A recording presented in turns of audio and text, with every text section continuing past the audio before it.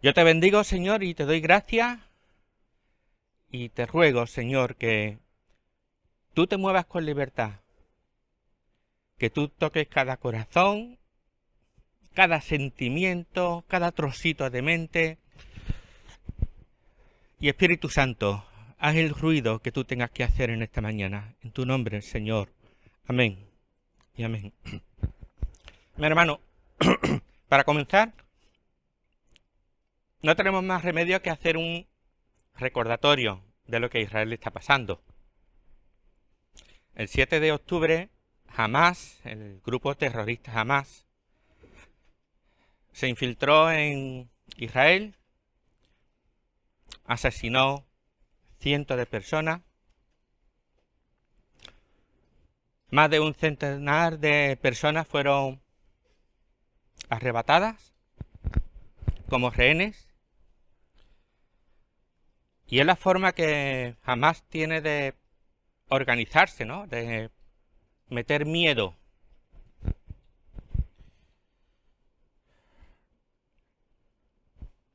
Desafortunadamente, Israel, como es lógico, no se puede quedar con los brazos cruzados ni a la expectativa va a ir que lo que va a ser.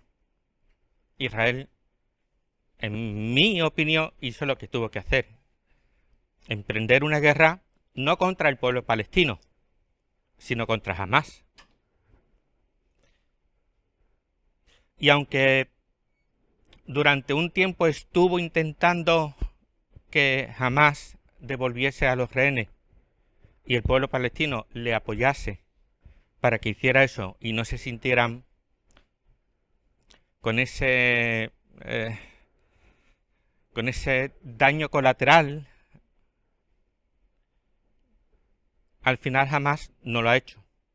Y el pueblo palestino, por desgracia, está sufriendo unas consecuencias.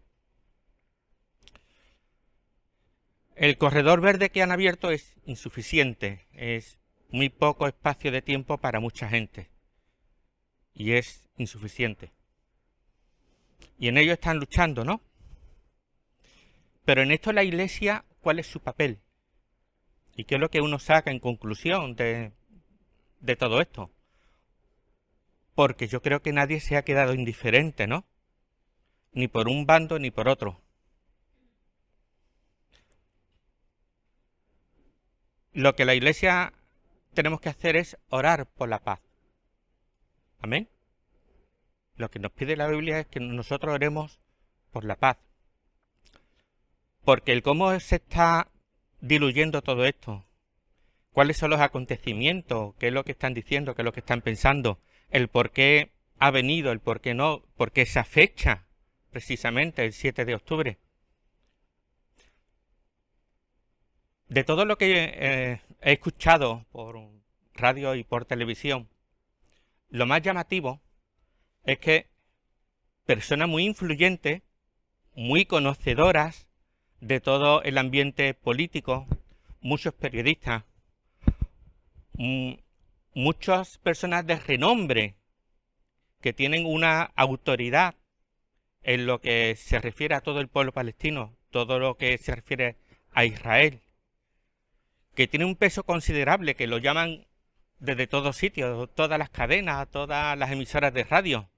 Ven y explícanos y dinos. Lo más llamativo que me llama la atención de ellos es lo que dijeron algunos y todos le apoyaron. Y literalmente dijeron esto. Estamos hablando de personas influyentes, conocedoras, eruditas. De lo que no sabemos, no podemos pronunciarnos. Es decir, que ni aún los más conocedores son capaces de pronunciarse qué es lo que ha pasado y por qué ha pasado y cuándo ha pasado y quién lo ha creado, ni aún ellos.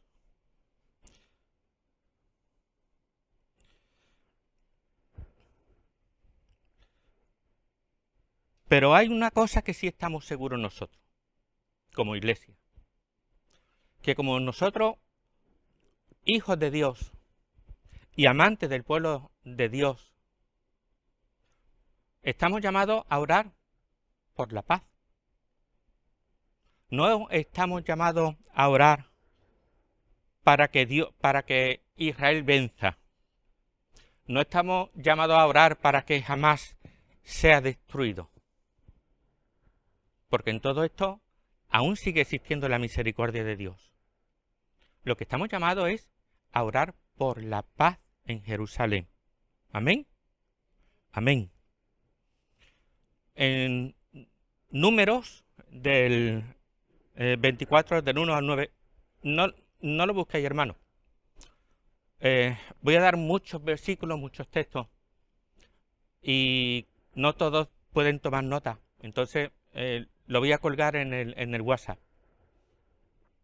El número 24, ¿os acordáis de cuando había un rey que se llamaba Balac, y quería conquistar a Israel, y va en busca de un profeta que se llama Balaam, el de la burra, y le dice: maldíceme al pueblo de Israel para que yo lo venza. Y Balaam da unas profecías preciosas sobre el pueblo de Israel. Y al final termina diciendo: bendeciré a los que te bendicen y maldeciré a los que te maldigan. ¿Veis, hermano, cómo hay que buscar la bendición al pueblo de Dios? Pero más explícito es lo que dice David en el Salmo 122 del 6 al 8, que dice: pedir por la paz de Jerusalén. Sean prosperados los que te aman.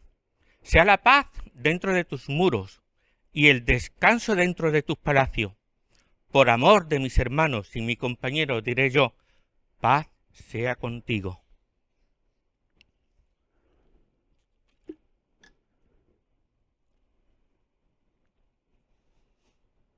Lo que pasa en todo esto, nosotros no lo vamos a saber.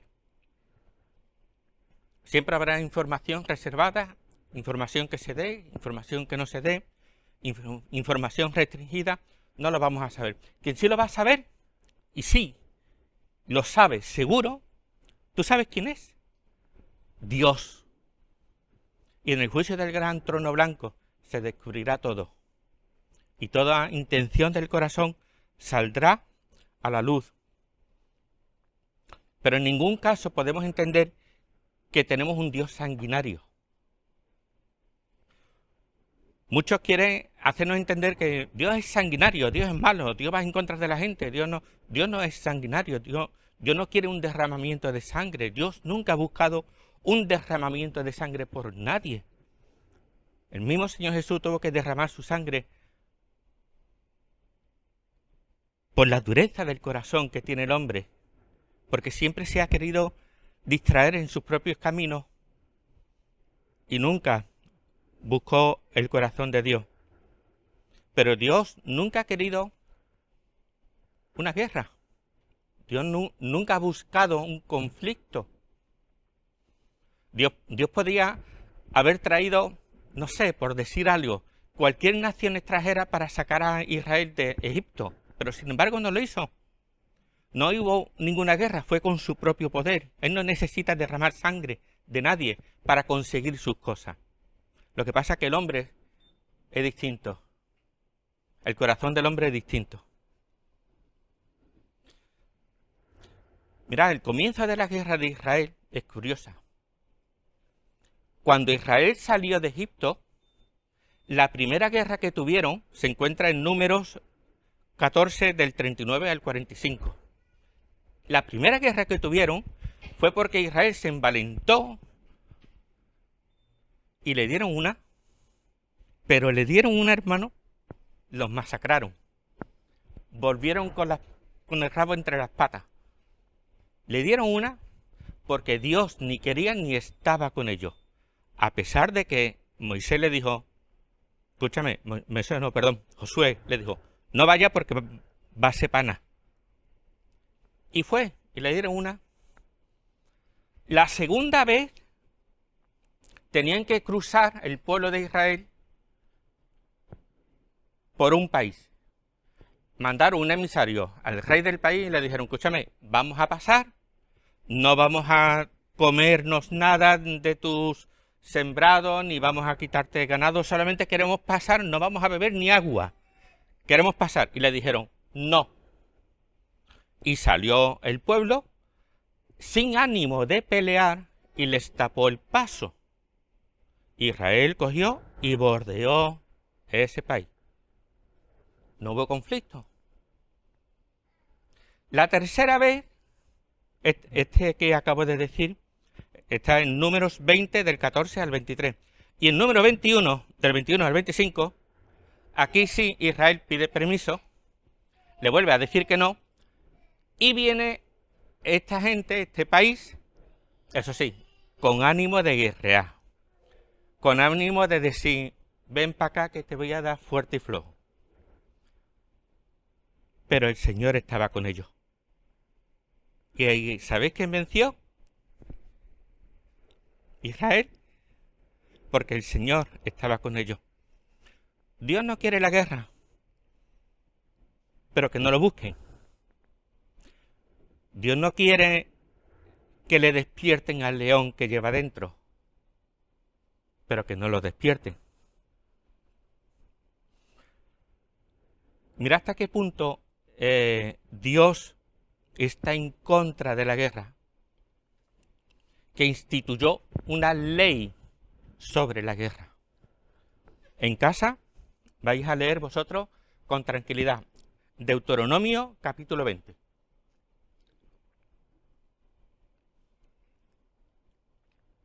Cuando lo leáis, vais a ver muchas similitudes con lo que dice la ONU, que se debe de hacer una guerra. Y eso ya lo dijo Dios. Pero cuando pasa la guerra, hay una palabra que se usa mucho, daño colateral. Como hasta nombres de películas se han hecho con este título, daño colateral. Literalmente significa un daño no intencionado o un daño accidental que afecta a todos, a las construcciones, a los equipos, personas, a los enseres, y que ocurre como un resultado de las acciones militares dirigidas contra blancos enemigos, contra objetivos enemigos, pero que este tipo de daño puede afectar a las fuerzas o amigas o neutrales y evidentemente enemigas. Es decir, que el daño puede ser hasta incluso propio, que se llama fuego amigo, puede ser un daño colateral de personas que son inocentes y puede ser un daño real porque está dirigido expresamente para destruir a las fuerzas enemigas. Y es cierto, muchas veces nos encontramos dentro de ese fuego. Y diremos nosotros, pero nosotros no estamos en guerra. No estaremos en guerra física. Pero ¿dónde está nuestra guerra realmente? ¿Contra qué es nuestra guerra? Aquí ya lo sabe. Porque no tenemos guerra contra principado y potestad. Carne y sangre, sino principado y potestades.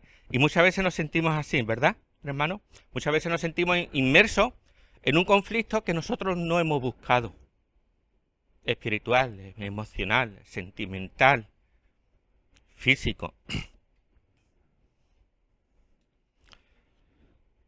No hemos buscado ni hemos querido entrar en medio de ese conflicto. No somos merecedores de estar en medio de ese daño colateral. Si alguien está luchando una guerra, no me tienen por qué introducir a mí. Si hay un conflicto entre varias personas, no me tiene por qué influir a mí. Si hay un conflicto espiritual, ¿por qué me tiene que influir a mí? ¿Por qué pasan esas cosas? ¿Por qué Herodes el Grande en el nacimiento de Jesús tuvo que matar a tantos niños? Como vemos en Mateo 2 del 16 al 18. ¿Por qué tuvieron que morir los hijos de Job si ellos no eran culpables? ¿Por qué un conflicto entre Dios y Satanás tuvo que pagar el pato los hijos de Job, que eran inocentes? ¿Por qué actúa Dios de una forma distinta con inocentes entre un conflicto y otro? ¿Por qué Dios actúa de una forma completamente anormal a nuestros ojos, a nuestro entender? ¿Por qué Sodoma y Gomorra, hermano, no permitió, por el amor de Dios, por el amor de Dios, castigar a un pueblo entero? ¿Por qué a Sodoma y Gomorra sí la castigó y a Nínive no la castigó? Que también era una ciudad pecadora. ¿Por qué Dios no permitió al pueblo de Israel entrar directamente en su tierra prometida? Porque Él lo había prometido y Él lo había dictaminado. Y por culpa de 9 que contaminaron al pueblo, Josué y Caleb tuvieron que pagar el pato de estar dando 40 años vueltas en el desierto. ¿Por qué Dios actúa así? ¿Por qué Dios actúa de esa forma tan inhumana, con personas que no tienen nada que ver, con víctimas inocentes? En todo esto no hay paz, no hay justicia, no hay libertad. El desánimo te puede llegar a embargar. Pierdes la razón, nos lleva a la locura, hermanos. Y el planteamiento de muchas cosas que son importantes para nosotros en nuestras vidas deja de tener valor y nuestra fe se pierde.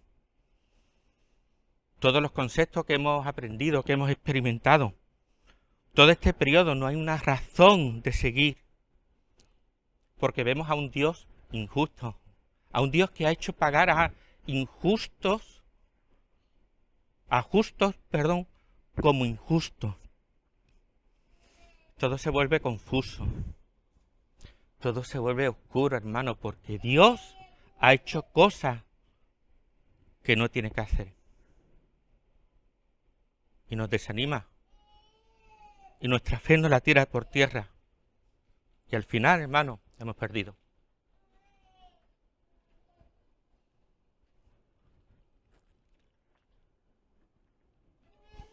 Hemos perdido la fe.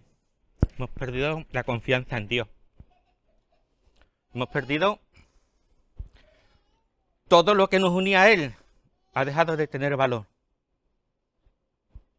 Y tiramos por tierra nuestra fe, porque nuestra fe ya no vale. Porque vemos en Dios actuaciones que nosotros mismos no podemos entender ni comprender, ni tan siquiera justificar a Dios. Mismo Jesús lo dijo.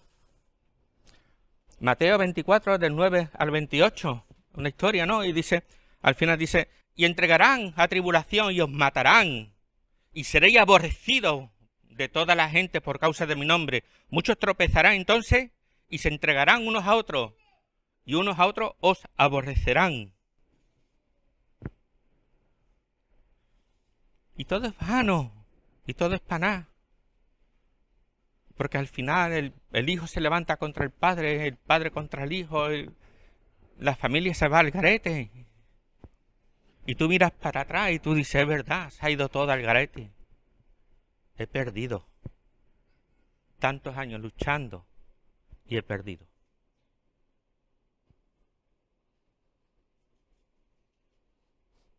En mi nombre se harán todas estas cosas, dijo el Señor Jesús. En mi nombre. En el nombre de Dios se hacen todas estas cosas. En el nombre de lo sagrado, de lo que es alto, de lo que es inmutable, de lo que es eterno, el hombre toma la facultad y la estupidez y la arrogancia de decir en nombre de Dios yo voy a hacer esto porque lo entiendo así. Y muchos somos arrastrados por eso. Y muchos hemos sido arrastrados por decisiones de personas que en nombre de Dios han tomado decisiones y hemos sufrido el daño colateral.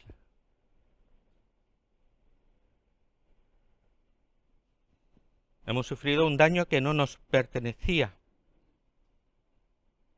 a nosotros.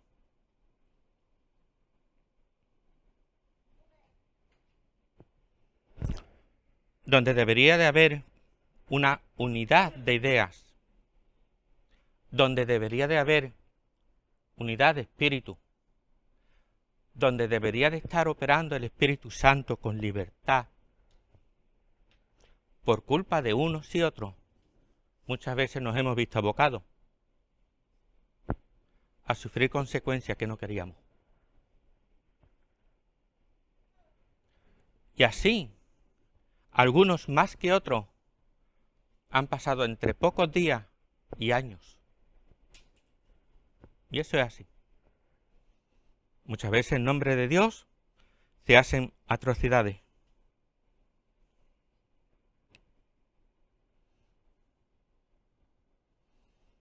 Pero no todo está perdido, ¿sabes por qué?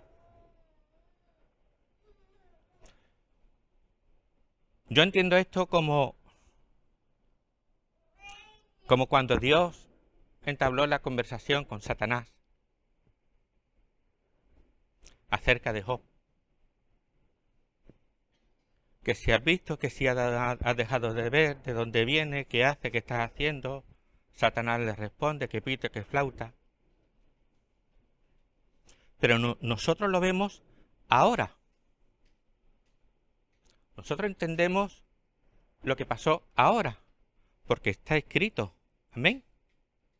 Hermano, quiero que entiendas esto. ¿Está escrito o no está escrito? Está escrito. Y quédate con esa palabra. Está escrito. Nosotros sabemos el porqué de esa situación. ¿Por qué? Porque está escrito.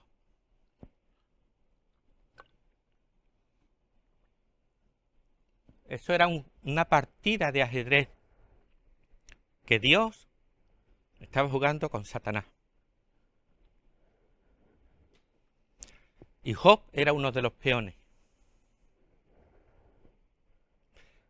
¿Sabéis quién ganó esa partida de ajedrez?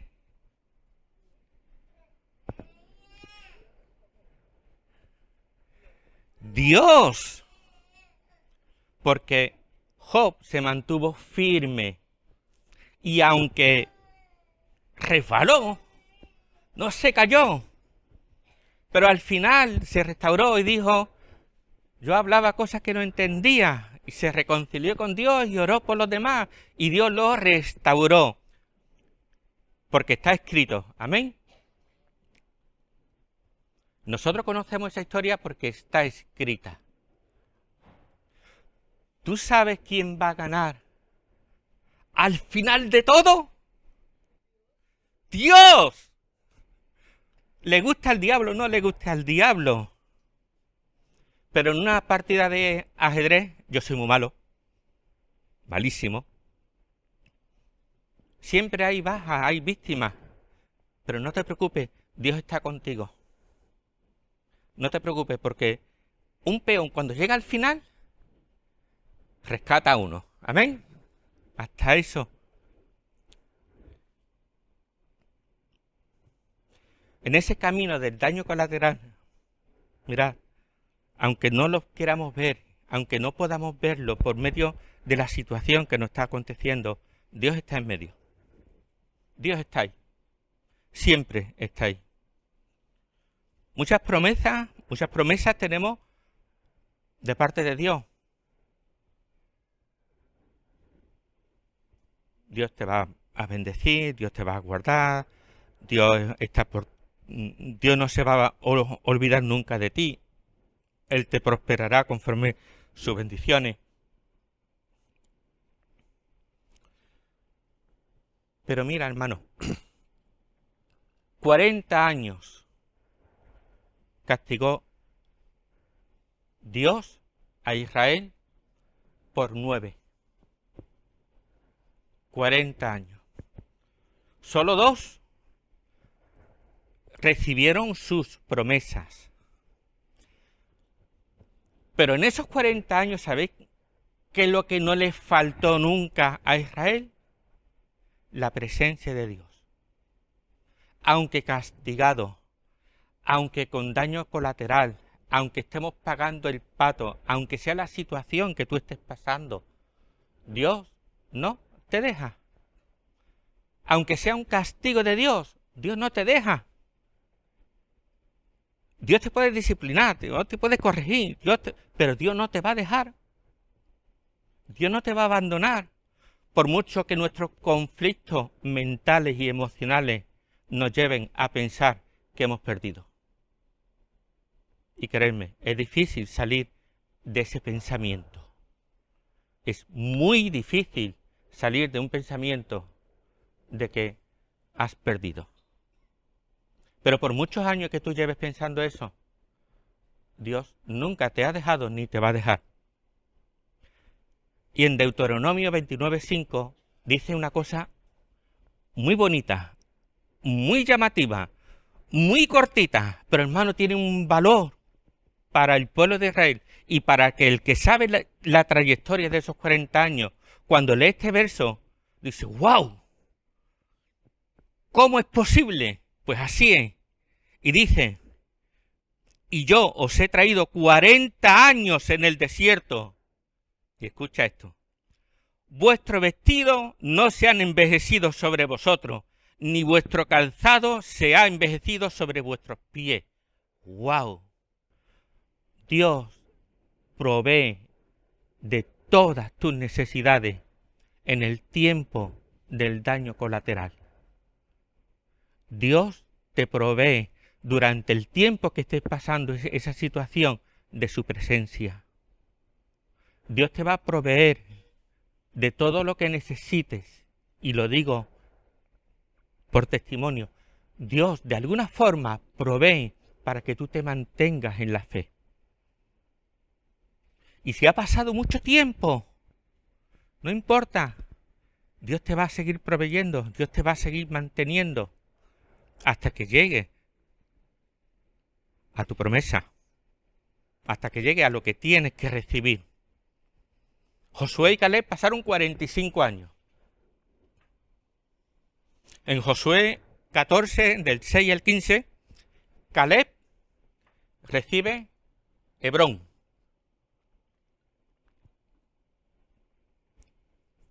Hebrón. Cuando salieron los 10 a investigar la tierra prometida, que Dios le dijo, anda para adelante, que todo es tuyo. Echa para allá a 10, que vean las cosas buenas que tengo preparado para vosotros. Tira, tira. Y de los 10 llegan 9 y dice, muy bonito, pero ahí no hay nada que hacer. Haga lo que haga, todo es pana. Y si hay que ir, se va, pero ir por ahí es pana. Y Caleb dice, no, para adelante. A esta gente no lo comemos con papas fritas. ¡Tira! ¡Vámonos! Esto es nuestro, que el Señor está con nosotros, tira para adelante. Y Josué, tira. Pero los 10 ya se encargaron de hacer su trabajo. Pero la promesa para Caleb fue esa. Hebrón será tuya. Y terminas de conquistar la tierra. Y cuando ya están asentados, viene Caleb y le dice a Josué, escucha, eso es mío. Él le dice, Josué, tira, dice, para allá voy. 85 tacos tenía el muchacho. Cuando en espada en mano se va para Hebrón y arrasa con todo lo que le tenga que arrasar. ¿Por qué? Porque a pesar de todo, confiaba en la promesa de Dios. Confiaba en la provisión de Dios. Y aunque sufrió algo que no le pertenecía, y aunque pasó un tiempo de mucha angustia y pelea, y aguantar a uno y aguantar a otro, y aunque estuvo 40 años soportando algo que no le pertenecía a él, porque él era recto delante de Dios, y en justicia Dios le tenía que haber dado eso, pero Dios lo mantuvo. Y de todo el pueblo solamente entraron los menores de 20 años, Josué y Caleb. Y Caleb recibió su bendición. La esperanza en el Señor te mantiene. Muchos en el Antiguo Testamento encontraron la resolución de su esperanza. Job, como vimos, Dios lo restauró. Abraham quería un hijo, Dios se lo dio. José, despreciado por los hermanos, pero tuvo un sueño. Dios le concedió el sueño. Y Josué pasó también lo suyo. Eso es para escribir hoy otro libro. Pero también, a pesar de la situación de Abraham, que hizo lo que no tenía que hacer con la sirvienta, a pesar de todo, recibieron la bendición. ¿Por qué? Porque esperaron esperanza contra esperanza y creyeron a Dios. Y aunque pasaron por un desierto que no le correspondía, ellos se mantuvieron en pie. Ellos se mantuvieron firmes en la esperanza.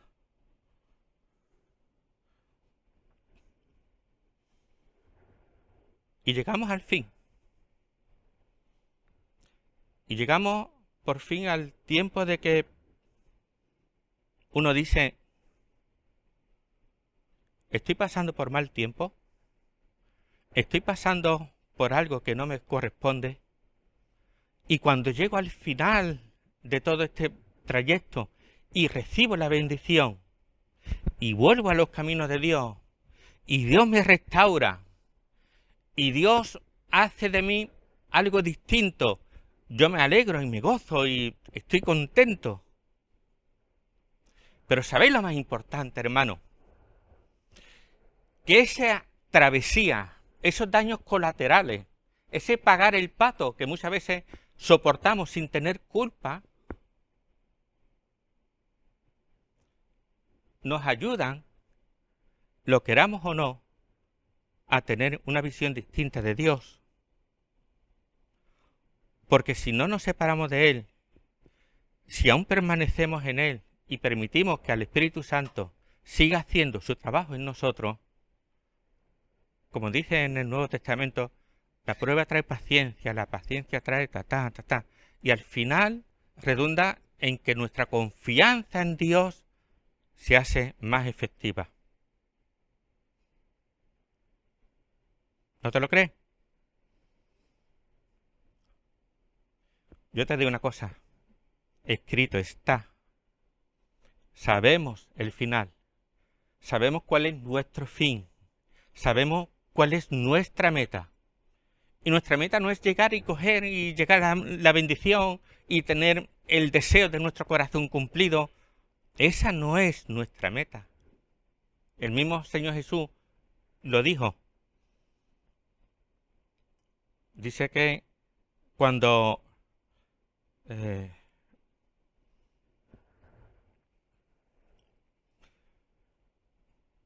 Señor Jesús mandó a los 12, no, a 60, a que predicaran el Evangelio, vinieron y le dijeron, Señor, mira, ¿sabes? ¡Wow! Hemos predicado tu nombre y hasta los espíritus se nos sujetan. Mira qué bendición, mira qué cosa más grande. Qué bueno, Señor, somos súper espirituales. Tenemos dones y la gente nos reconoce. Y allí donde vamos dicen, vamos a ir a ellos porque ellos hacen poder de Dios. Mira, Señor, qué cosa más grande. Qué bonito, qué importantes somos. Lucas 10, 20. Y le dice el Señor, no os regocijéis por esto, de que los espíritus se os sometan, sino regocijaos, sino alegraos. ¿De qué? De que vuestros nombres están escritos en los cielos. Amén. Amén.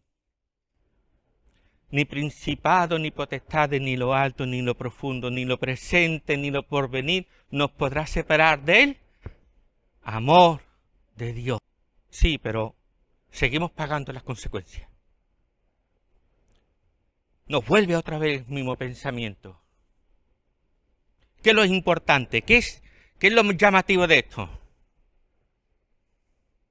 Una vez al Señor Jesús le dijeron, escúchame, Herodes ha cargado a un montón de judíos que estaban haciendo lo bueno. Y eso, ¿Dios qué va a hacer? ¿Dios va a castigar a Herodes? ¿O va a santificar? ¿O qué va a hacer Dios? Y le responde el Señor Jesús en Lucas 13, del 1 al 5. No importa lo que estuvieran haciendo. En Siloé, en la tierra de Siloé, se derrumbó una torre y mató a 17 personas. Las 17 personas eran buenas, no eran buenas. Lo importante de que murieran las 17 personas no es que murieran, porque todos vamos a morir. Lo importante es, ¿se han salvado esas almas? ¿Los que han muerto están delante de la presencia de mi Padre? Lo importante, hermano, muchas veces estamos obcecados por lo que tenemos alrededor. Y pueden ser muchos años, o pueden ser una semana. O basta un momento, un pensamiento, para que en tu mente te entre una idea y te diga que te tienes que suicidar. No importa el tiempo, importa que nuestra alma esté preparada siempre para buscar al Señor y para reconciliarme con Dios y para saber que pase lo que pase, mi nombre está escrito en el libro de la vida. A pesar de lo que esté pasando, hermano, tu nombre está escrito en el libro de la vida. Consérvalo. No permita que ese daño colateral, no permita que nada influya en tu corazón. Es muy difícil. Es muy difícil mantener a salvo el corazón. Muy difícil. Pero nuestra última ancla es la palabra. Porque en ella dice que si me mantengo en fe delante de la presencia de Dios, todo lo que venga, sea muerte, sea principado, sea potestad, sea lo alto, sea lo profundo, sea lo presente, sea lo porvenir, venga lo que venga, no me puede apartar del amor de Dios. Conserva esto en tu corazón, conserva esto en tu mente. Ya te digo, no importa el tiempo que lleves, no importa el momento en el que estés, un simple momento en tu mente puede hacerte perder. Pero es necesario recordar que nuestra esperanza está en el Señor, no en las cosas externas, porque la salvación no pertenece al hermano que tienes al lado, ni al pastor, ni a Billy Graham. No pertenece a nadie. Te pertenece a ti. Y tú eres el único responsable delante de Dios. Mantente firme a pesar de, porque el Señor no va a permitir ni que tu ropa se rompa, ni que tu zapato se desgaste. Bendito eres, Señor, yo te doy gracias, porque nos anima, Señor, a seguir adelante, nos anima que a pesar de las situaciones, de las circunstancias, mi Señor, sigamos confiando en ti. Ayúdanos, Señor, Espíritu Santo, haz tu trabajo en nosotros. ¿Cuántas veces te hemos renegado en nuestro corazón? Porque no hemos visto ni entendido cómo hacían las cosas. Perdónanos, Señor. y te ruego que nos reconduzcas a tu presencia, Padre. Y Espíritu Santo, haz tu trabajo en nosotros y tu ruido, mi Dios. Amén y amén.